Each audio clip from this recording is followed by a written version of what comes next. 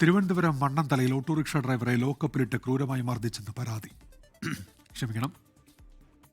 നാലാഞ്ചിറ സ്വദേശി ദസ്തക്കീറിനാണ് മണ്ണന്തല പോലീസിന്റെ മർദ്ദനമേറ്റതായി പരാതി ഉയർന്നിരിക്കുന്നത്. ഗുരുതര പരിക്കേറ്റ യുവാവ് തിരുവനന്തപുരം ജനറൽ ആശുപത്രിയിൽ ചികിത്സയിലാണ്.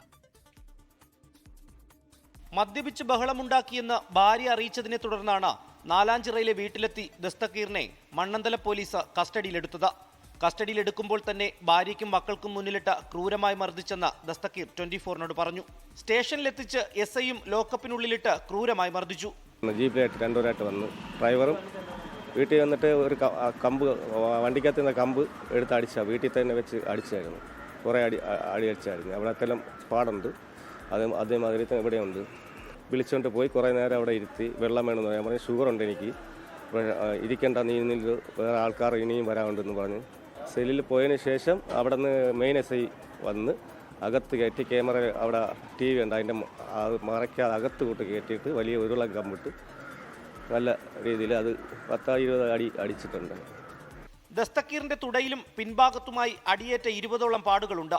ഒന്ന് ഇരിക്കാൻ പോലും കഴിയാത്ത അവസ്ഥ. നിലവിൽ തിരുവനന്തപുരം ജനറൽ ആശുപത്രിയിൽ ചികിത്സയിലാണ്.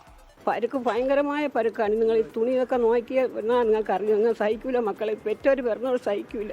എല്ലാം ബാരിസൊക്കെ തണപ്പുള്ള എനിക്ക് ഈ ഒരു മോനെ ഉള്ളു. ലോക്കപ്പ് മർദ്ദനത്തിനെതിരെ നാളെ ഉന്നത പോലീസ് ഉദ്യോഗസ്ഥർക്ക് പരാതി നൽകാനാണ് ദസ്തക്കീറിന്റെ തീരുമാനം.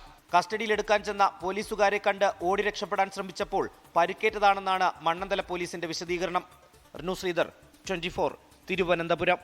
ലോകത്തെവിടെയായാലും ഏത് സമയത്തും 24 വാർത്തകളും ഓഗ്മെന്റഡ് റിയാലിറ്റി പാക്കേജുകളും എക്സ്പ്ലെയിനറുകളും വിശദമായി കാണാൻ ഞങ്ങളുടെ YouTube ചാനൽ നിങ്ങൾക്ക് സബ്സ്ക്രൈബ് ചെയ്യാം.